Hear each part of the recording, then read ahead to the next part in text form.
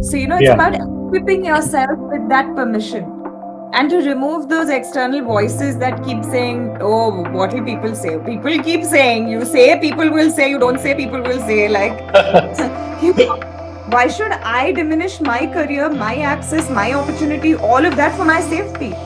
Karate classes are not going to equip you with what you need because Whether they are an individual or a leader, it doesn't matter. I think what should they do to be real, uh, be an empath, really? And I mean, what should they do? widen your circle first. Policy frameworks are all prescriptive. If it's prescriptive, it's prescription, it's a drug, it'll be taken for the 5 days, an antibiotic needs to be taken, and then you'll go back to square one. It's the same with diets, it's the same with everything. It's a fad, you will follow the fad, you will finish the fad, and then you're going back to where you started.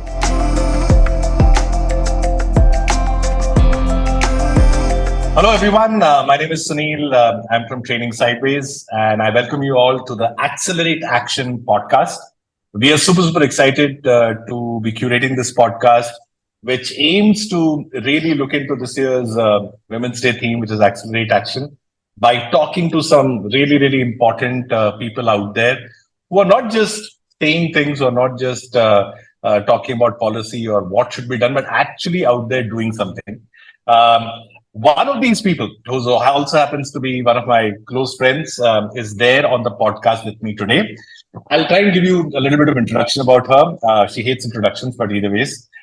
She happens to be at this stage in a professional career, MD of AnitaB.org. I've known her as an activist, as a wonderful poet, an author, a speaker. She also, of course, is somebody who's been seen at multiple events, especially women's specific events or ally events, where she's usually hosting and asking difficult questions with people. But most importantly, here is a person who's been there, done that, has traveled across from, I think, somebody who was at the edge watching this whole thing to getting into it to now leading. And one of the most important things that she's been able to do is actually stand up for herself and become a role model for so many other women out there. So let me welcome on my podcast Shreya Krishnan. Hi, Hello. Sunil. Thank you for having me here. Hello, hello. Good to be in Yes. conversation on screen, talking to people, not just to each other. So, really looking forward to this conversation. Thank you so much. Well, I know that you don't like yourself to be introduced with so many words, but whether I go to your Instagram or whether I check your LinkedIn or even otherwise what people call, there are so many versions of you right there, right? Right from a poet to an activist to somebody who's so active on Instagram. If you had to really pin down and say, okay, this is who I am, how would you define yourself? I think this is an interesting question.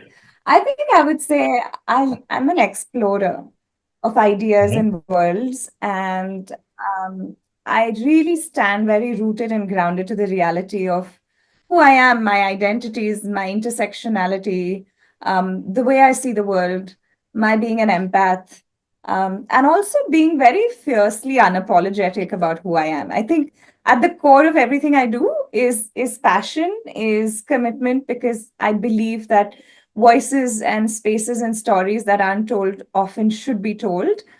And I think it's just that I'm the explorer of those worlds.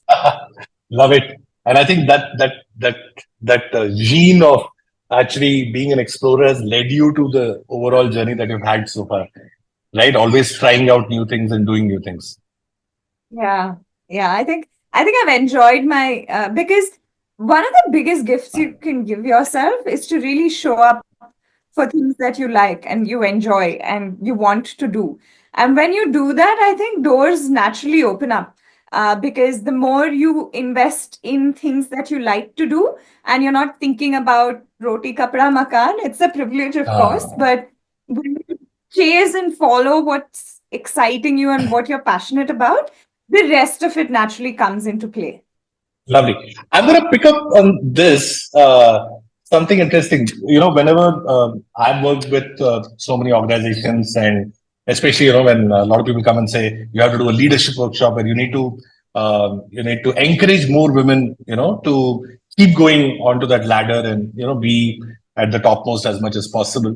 One of the things I keep hearing that of course, it might be difficult, but just the fact that when you're much younger and when you start off your journey, seeing that you can be there becomes a very, very, very, very tedious and a very big vision of sorts. But I know that you have traveled that journey, right? And at every point of the journey, it's not that you were just waiting for a time to speak up. You were speaking when you were a junior, when you were speaking when you were a middle, and now. So I want to know how did you do it? And I mean, was it worthwhile? Because a lot of people out there must be thinking, maybe when I come to that level, I'll speak. But right now, I'll let me be quiet. I think it's about being honest every step of the way. And for me, I think it was the fact that I somehow felt that if I didn't say it, then I would not be speaking my truth. I would be restricting myself from sharing with the world my voice. And I grew up in an environment where, I keep talking about it, where the environment was about capacity and capability and never gender. So when I came out into the world from this very safe environment, my gender suddenly started becoming a point of contention for myself. Why is that even being questioned? Why is my being a woman the center of my existence? And in some form, I think every step of the way, I wanted to claim my space because I'm not going to give up on holding the space for who I am. And I was an early leader. I was young when I started my first leadership role. And I remember feeling like I wasn't good enough because of my age and my gender. And I was like, but I'm so good at what I do, you know? And I said, I'm not going to restrain myself because the world asks me to shut up. Actually, my rebellion, I think, came to my rescue. Every time somebody told me, don't do something or don't talk now, I'm like, why? Yeah, so I'm going to say it. Why? The why is so imperative, and leaning into yourself and not allowing people to sort of put pressure on you to be or not be, either way, right? You shouldn't feel pressured to speak. You shouldn't feel pressured to not speak. So to lean into that natural instinct of, do I want to call this out? Do I want to call this in? Is this something that I want to do and share an opinion on? Or is this something I'm just going to let flow because there's just so much of it? It's just really going back into yourself. And I think I had the confidence and I had the communication and the confidence that, I was raised with to be able, and privileged to be able to do that. Not a lot of people have that access to sort of just speak up. So, it's about equipping yourself with that permission and to remove those external voices that keep saying, oh, what will people say? People keep saying, you say, people will say, you don't say, people will say, like, it doesn't matter. Yeah, your Instagram account is a example of it. I think people think after Amitabh Bachchan, it's you, the angry young woman who's out there. But again, was there I mean, like, can you trace it back to a particular incident where you became confident enough to be able to, stand up for yourself, or you think it was something that was always there? I think when I kept standing up for myself when I was younger, I was sort of ostracized or looked at from a lens saying, "Oh, she talks through her hat," or "She talks too much." And even as I was younger, I was called very overconfident. I think my teachers always called me out to be overconfident, and that's because I was scrawny. I had big glasses. I was a tomboy, and in my head, I was like, "But I don't think I'm overconfident." Because I'm just sharing what I'm thinking. And, I would find it a little bit of I felt like, pushed down, even in school. But then when I started working, and then I recognized that that was my strength and that was my superpower. And just because I looked a certain way, in their head, it was overconfidence, whereas in all reality, it was just me being confident and not scared to speak up, being fearless or having fear, but still sort of wanting to sort of, stir the hornet's nest, so to speak, is one of the biggest gifts you can give yourself, because otherwise you'll never know. You'll never have an outlet. So then I came into leadership positions. I was 21, I remember, and my boss back then, I remember asking him, if everybody thinks I'm too young, and if everybody feels that I'm not ready, why are you asking me to do this? And he said, it's not about how old you are, it's about the fact that you're here to do a job and you're doing it really well. It doesn't matter how old or young you are just holding a position. And it's the position that matters, and it's not your age. And he said, if the others have a problem, that's their problem, it's not yours. So Mm, mm, I did have very strong sort of, mentors slash people I worked with who really stood up for me, not to everybody else, but with just my own self process. They didn't mm. interfere with the process of going into the external world and correcting them, but every step of the way, I was equipped with more confidence to do what I did without it having to be, conflict or all of that. It was just reassuring me that it's okay, you're fine, do what you're doing. And I think that is the role of leaders, to not really go, Ah, it's really about equipping you with the resources that you need to be the best version of yourself or what they see you're capable of being. And I think it's just so simple. And that's why it's so hard to implement, because there is no major structure to create.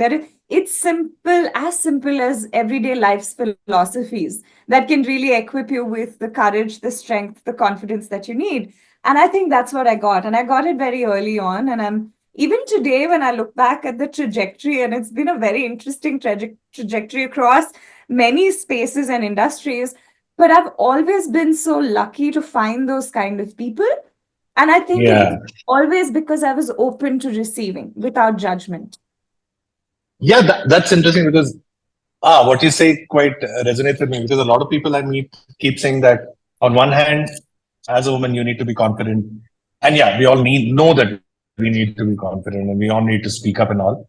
But then we are always looking out sometimes for other people to validate, other people to support, and then only that step. So it's like the chicken and egg, right? Who's going to take the first step towards moving? And then if you move, maybe you'll find followers, or if you find somebody to, hold your hand, you'll walk further. So that's always a mix. And which is where the element, like you're saying, it's as simple. If you're a leader looking out for people around you and saying, okay, how can I really enable somebody else?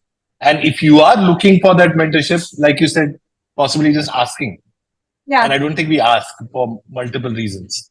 And that asking is so important, because when you feel a certain way, when you feel like you're on the back foot, or when you feel your Ah, environment is not really ready for you, if you constantly play this narrative in your head, in all probability, it's going to come from childhood wounds, it's going to come from trauma, it's going to yeah. come from patterns you're not able to break, it's going to come from self-doubt that's so innately built into us, especially as women.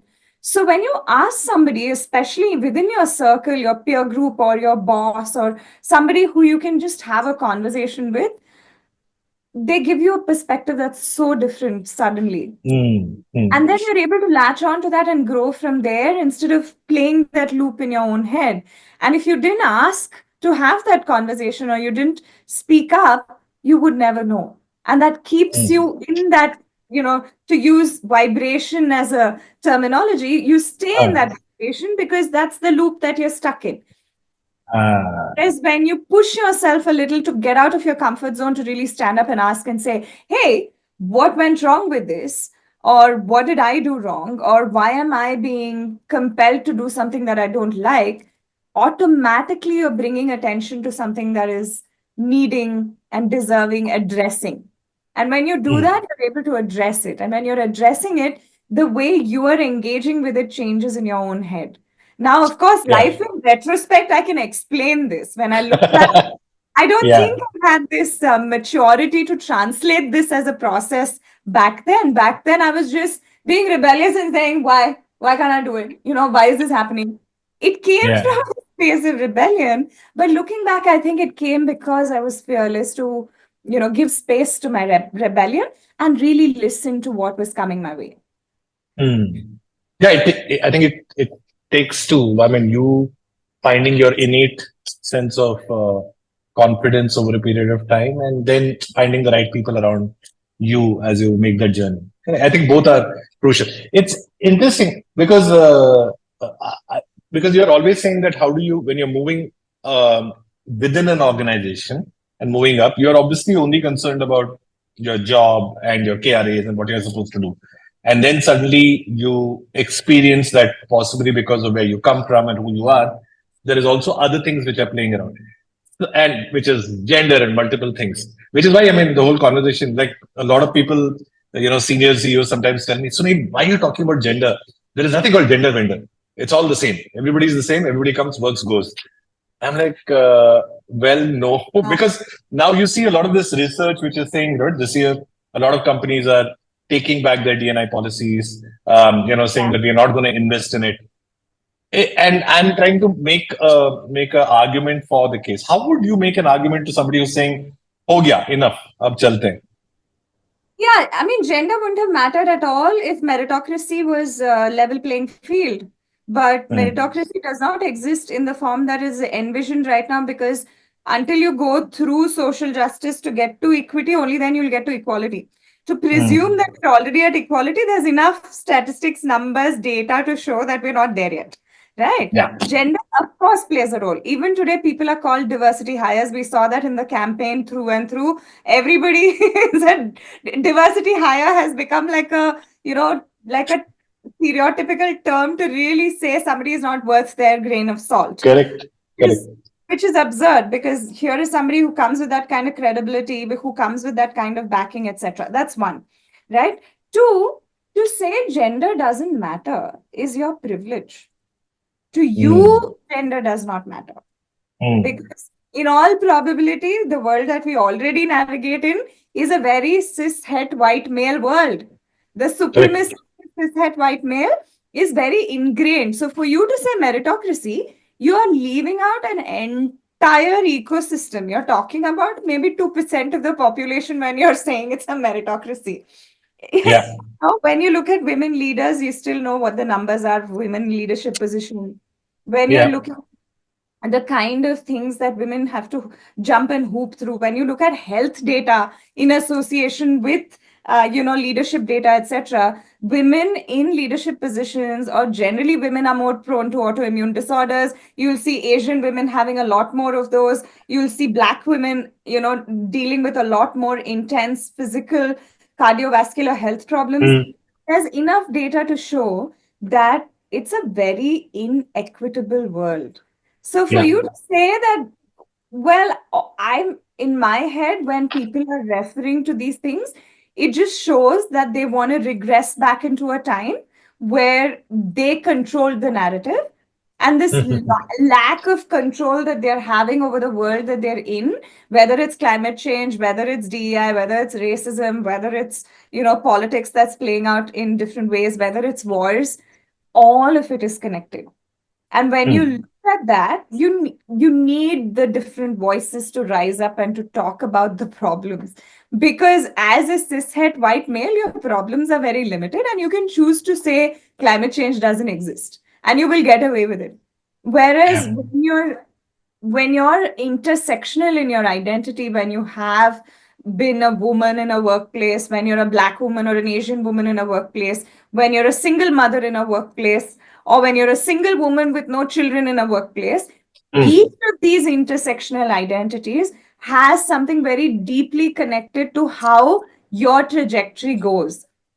And when you look at meritocracy, when you look at the number of women dropping out of the workforce, when you constantly affirming these ideas of this very world that should not look at these things, that means you're saying you're very worried that women are not going to be caregivers and not going to be, machines of reproduction anymore. And they are going to rise up and in some form, unsettle the status quo. And it's very concerning to you. So it is your trauma and your trigger that you're trying to reclaim this space that you assumed you had in the first place.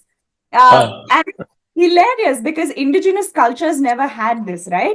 So this is a very Western white perspective of gender as we see it today. The dichotomy of gender, which is just the binary that we see in the world, is a very, very Western ideology. None of the indigenous cultures, not India, nowhere have we ever ostracized communities. Maybe they've had difficult times, but those have come because of the interplay of religion and patriarchy and capitalism and industrialization and all of these connected issues. is why where we are at. So by doing all of this, you're actually creating an environment where you're going to see a lot more of Me Too. You're going to see George Floyd incidents repeating. Remember why DEI came into being in the first place. Remember Mm. why equity came into being in the first place. This is years of work you're erasing, and you're really telling people that we're going to go down this path because Yeah, I am uncomfortable with the way things are going. So I yeah. hold the power, and as somebody who holds the power, I'm going to retract choice over women's bodies, choice over reproduction, choice over identities, gendered identities. So it's all very deeply connected. And I just feel like there's so much opportunity there right now because the more this is brought into regulatory form, the more Mm. there is going to be an uprising because it's clearly problematic. And if it is this problematic and devious, there will be resistance. So heaven help Yeah. the resistance that's going to rise up and, I mean, it's only but naturally that it's going to happen. It's again that element of saying it's almost similar to climate change. It's needed possibly. First, you need to be educated on that or be aware. Then, when you look at your own journey and say, "Oh, am I getting affected by it?"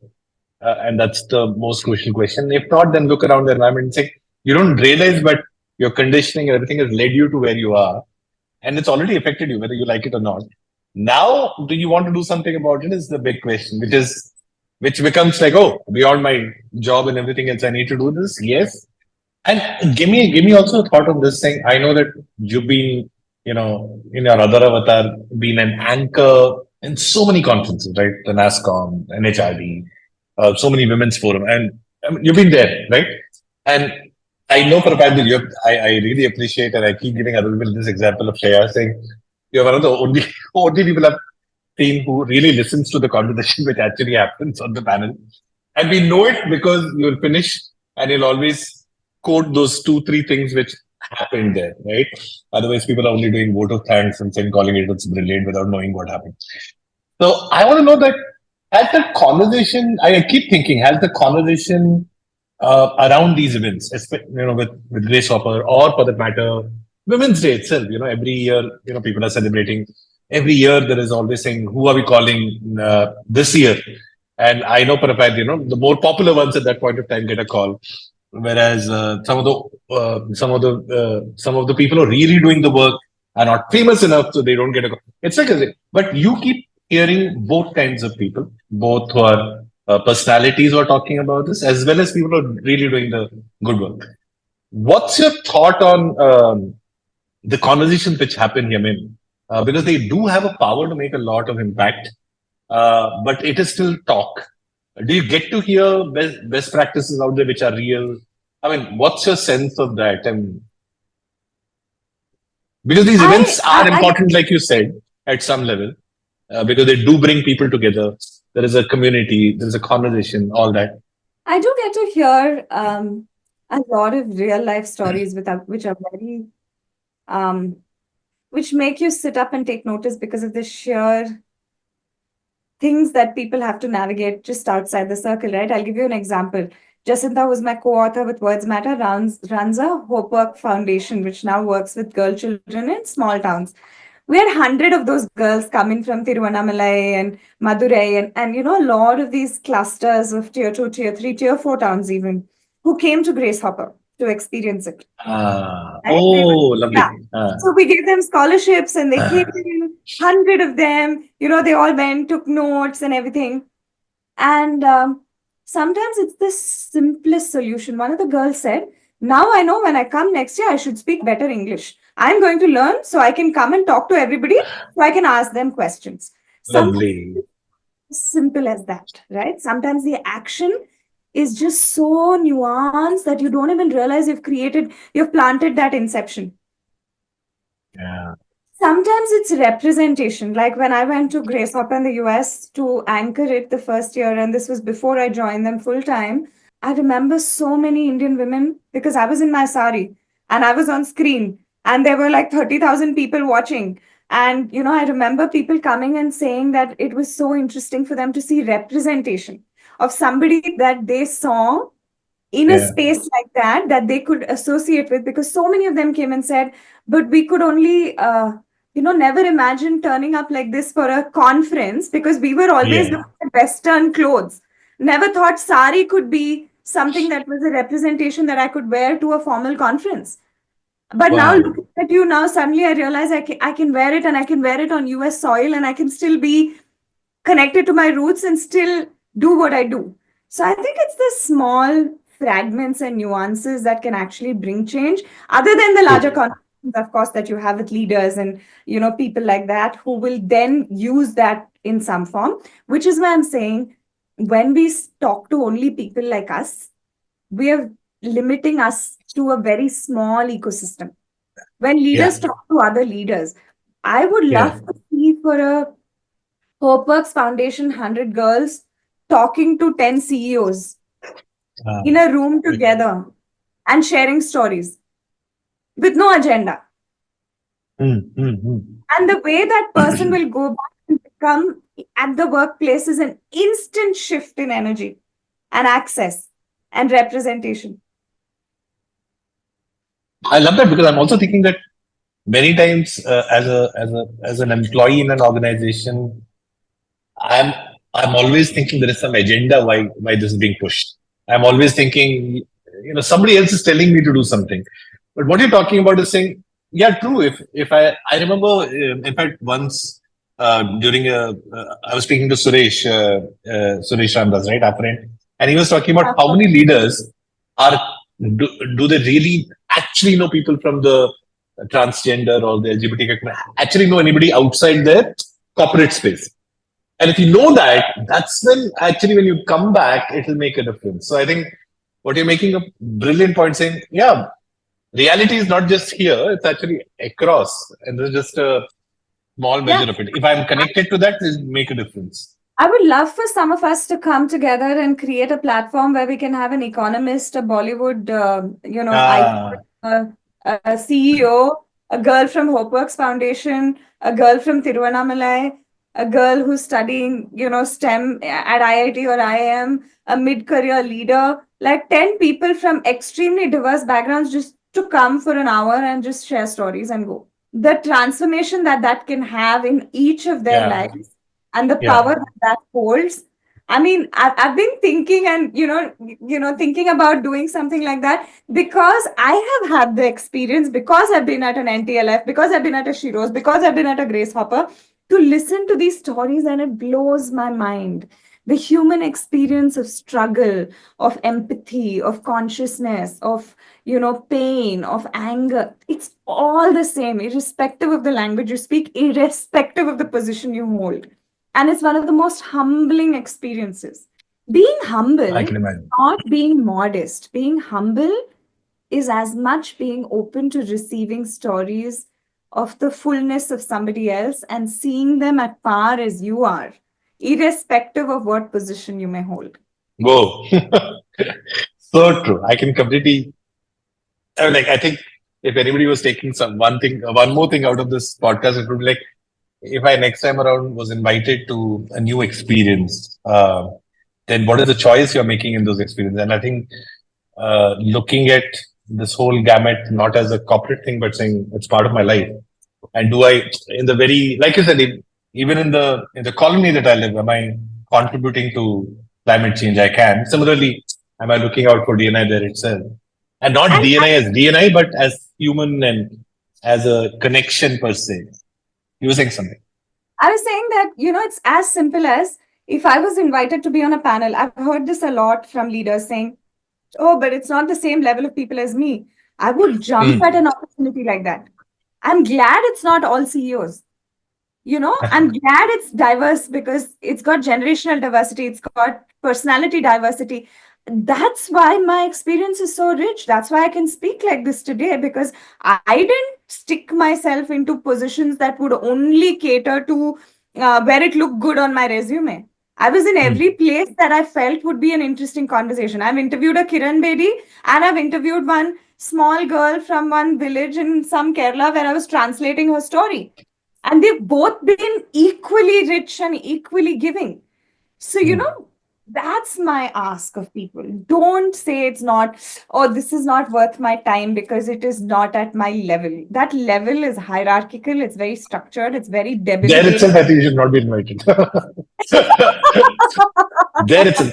As soon as you said level, you're out of this conversation. Unpopular opinion always is that, I mean, we all know that nowadays there's a DNI calendar, there's a bunch of things that you can do because obviously there's so much diversity and you can celebrate almost every month something or the other as you go along. But of course, everybody has the same thought at the design and execution level saying a few people do it. They try to involve a lot more people to come on board. And then the energy, the everything subsides over a period of time. Because Women's Day happened in March, and then okay, over a period of time, we don't again this energy came in. And I'm sure that happens with any kind of a larger thing which is not directly linked to profits for that matter.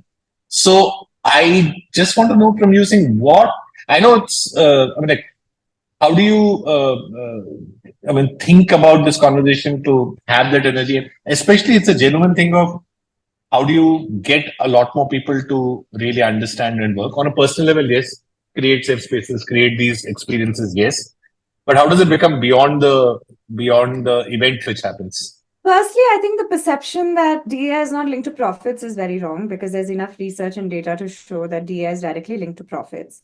You're able Hmm. to have, when you're creating for an audience, whether it's a product or a service, when you're building something as a product or a service as an organization, the minute you have more people with a seat at those tables of design or thinking or action or customer service, you're automatically able to create a product or a service that's built for a much larger audience, right? Why do you want to leave the money at the table? That's what Brenda, my CEO, says. Why do you want to leave that Yeah. money on the, so it is profitable.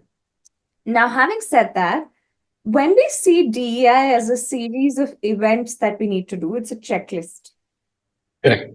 right?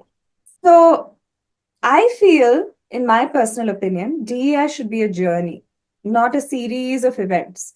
It's a journey of, how do you start a meeting? How do you change how a meeting flows? How do you set the tone for all meetings in your organization? How, as a leader, can you create a space for interaction and sharing which is safe? How do you bring in allyship into the conversation without talking about allyship? How do you create those circles? These are all actions of DEI. But when we say we have to do a Women's Day, then it becomes very tokenist. Because Hmm. yes, it's important to do it on the journey to equity. And yes, it's important to have that happen. But on that day one, somebody coming and talking and going away is not action. Action is concerted micro efforts, like the atomic habits that they say. It's micro Yes. every single day. What is the effort that is being put into creating, crafting, nurturing a space that is truly a space for everybody to exist in the form and wherewithal that they have, with safety that they feel, not we create them, because you can't create safe spaces. I loved reading about that. You can intend to have a safe space, but whether a person feels safe or not is that person's experience. The intention is to create a safe space.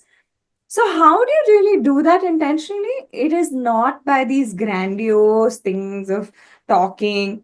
How many Women's Day celebrations have we had? Women come, speak, and go away, and the needle Hmm. barely moves. It's nice to hear the stories, but where is the representation for me to have heard something and say, oh my God, that is so cool. I'm going to go back and do this with my life every day. Hmm. Hmm. Hmm. It has to be action. It has to, it Action. has to be touch and feel. It has to be visual, auditory, kinesthetic. To take, the language of NLP, it has to be as simple as that. You need to be able to articulate it in one of your five senses. Hmm. Hmm. Otherwise, Hmm. it's very in your head. Yeah. It Celebrate. needs to come into the body. Hmm. It needs to come into the wisdom of the body. Yeah. So true. And you just were talking about something which I realized. I think you had posted about it also in a reel or something where you were talking about how women's safety is not about just physical measures, but creating that emotional and mental security. And I was also linking that to the fact that what happened in Calcutta a few months back and how It's ironic and sad, but but also amusing that some companies were calling me and saying we want to do something around it, and I said, "What can you do? I mean, so what do you want to do?" So they said, "Can you arrange for karate classes? And can you arrange for these things to help our women feel more safe?" And I was like, okay, I don't think I get. I know that you have a very strong opinion of that. I want you to share that. Let's stop putting the accountability and responsibility of women's safety on women. Women's safety is the issue. The problem that there are these crimes that consistently happen over and over again with time periods, depending on the gross violence of the crime, the amount of attention it gets in the media, it's directly proportional. How violent it was is how much attention it gets in the media. By degrees of violence, we are saying, okay, this is where it falls, this is where it lands. Stop asking women to go home early. Stop asking women to not go into. I am done listening to people constantly putting the responsibility, the shouldering of it, the accountability of it, this entire spectrum of things of again diminishing women back into spaces that they're trying to come out of by putting that on them again. It is not helpful.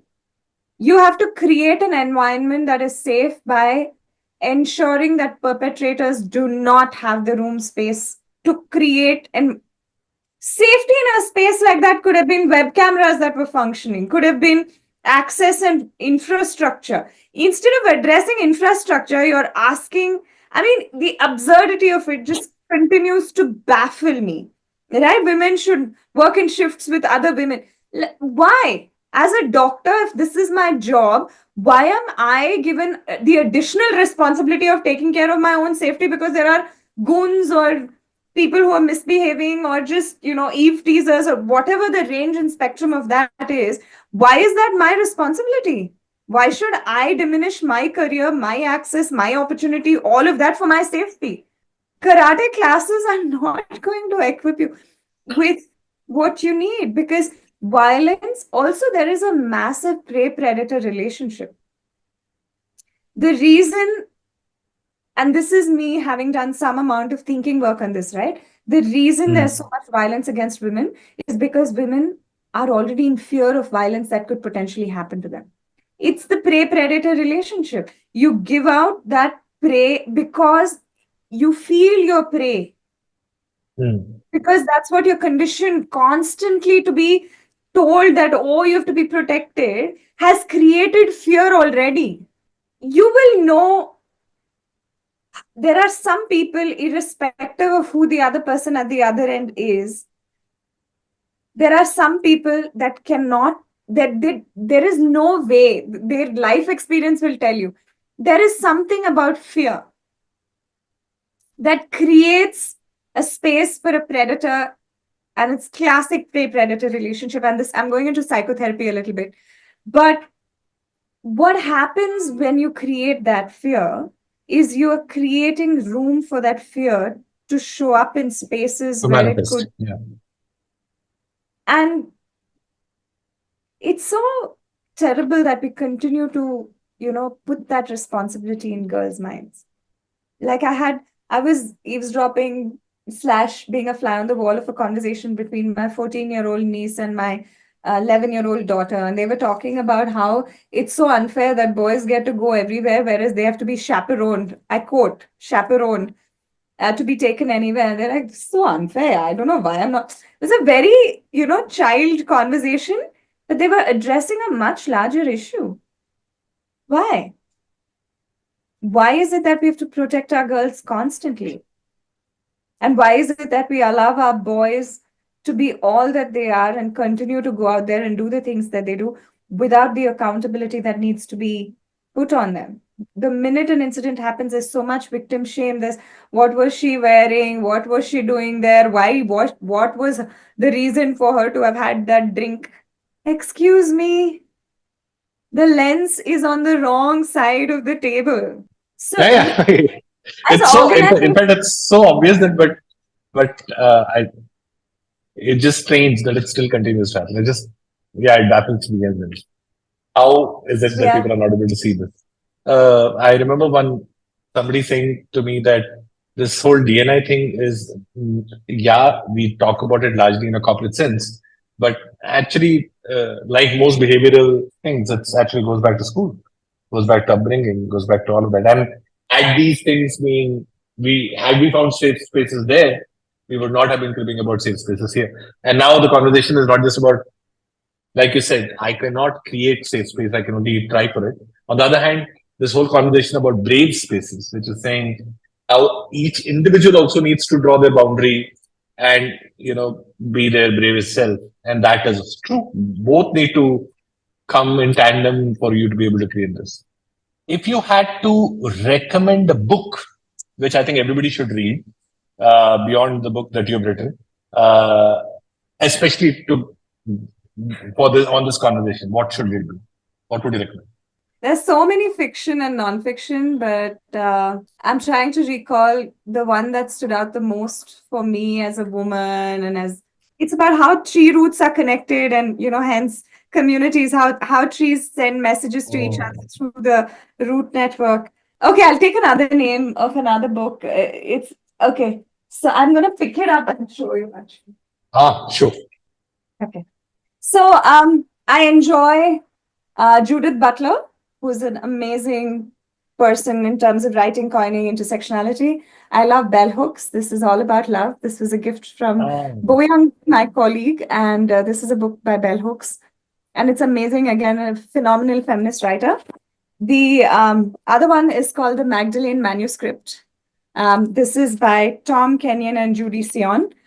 Both really interesting books. One is more about, love and using love as a means to sort of access equality and equity and all of that. And the other ones are very, very breaking the identities of traditional ideas of feminism that came in from, the whole idea of the feminine archetypes that were created by the Roman Catholic Church to serve a certain need, and sort of the breakdown of that, and looking back into history to see powerful women as people who held positions of immense power.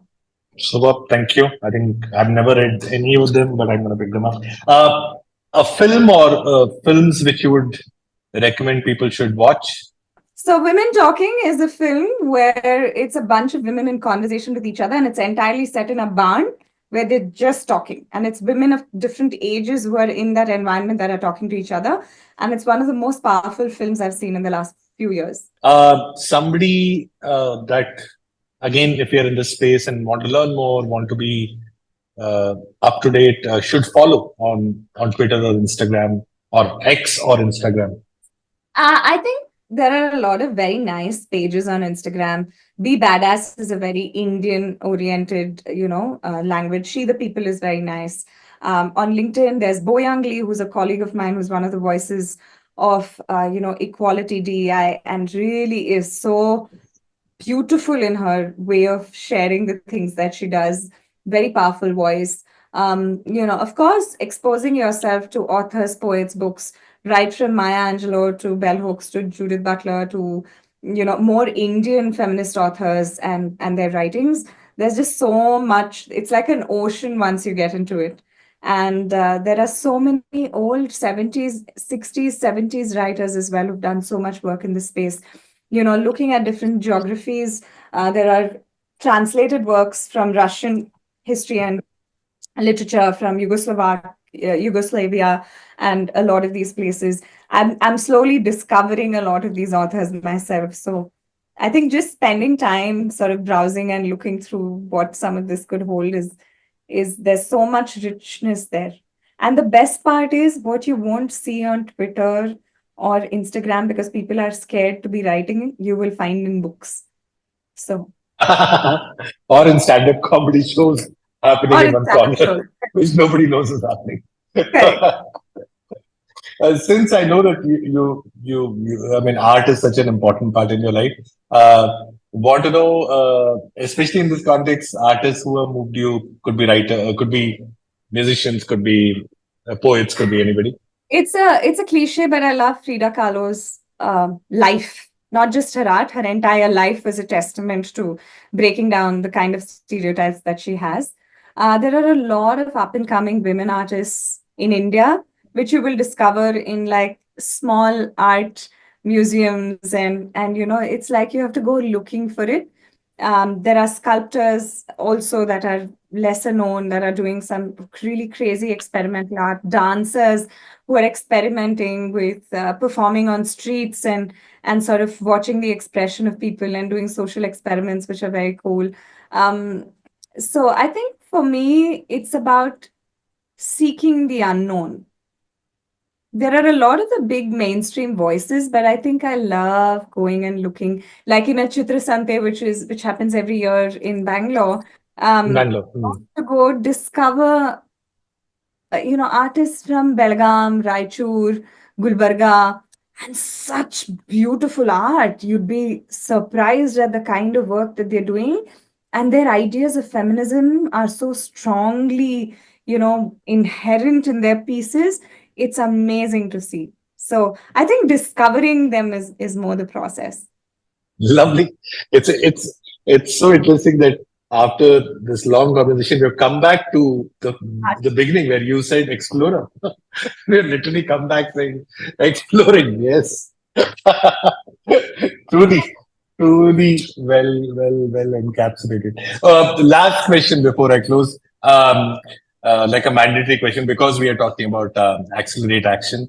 Uh, on an individual level, because I think today a lot of that we've spoken about is saying whether it's the leaders, whether it's the person out there, whether it's the individual woman or man, or any other person from any other gender, them really, having that reflection, having that awakening, and through experience is super crucial because then only it's long term, and then only this is gonna happen, right? So, what would your three things be to tell to somebody, whether they are an individual or a leader, it doesn't matter. Think what should they do to be real, uh, be an empath, really? And I mean, what should they do? Widen your circle first. Stop being only in the same spaces that you're in. If your hobby is photography, go meet artists and painters and musicians and dancers. If you're into books, then go attend book circles and reading circles, and go seek different forms of circles that you have. So one is widen your circle. Two is be open to receiving as much as you are to giving. So both ways, right? It's both ways. So give into spaces that you wouldn't otherwise, receive from spaces you wouldn't otherwise. And three, I think, really start with where you are, and not the why, not the purpose, not all of that, but start going within just to be in consciousness of who you are as an individual, and what does that mean for you in the role that you play, whatever that role may be, to do it in a form and manner that is with grace. All right. Thank you so much. That's really deep. But yes, that's what you're imploring we should go into. And I think there is a key there. And that's how I think, yeah, that's how true transformation can happen. I get that sense a lot more now because it's very easy to no, it's in a world where it's either ways you are going uphill. It is tough because people don't believe in it. In that kind of a world, especially, how much are you convinced about it and how much are you inspired yourself by it is to do with your own real life experience. And from there, everything counts. Policy frameworks are all prescriptive. If it's prescriptive, it's prescription, it's a drug, it'll be taken for the 5 days, an antibiotic needs to be taken, and then you'll go back to square one. It's the same with diets, it's the same with everything. It's a fad, you will follow the fad, you will finish the fad, and then you're going back to where you started.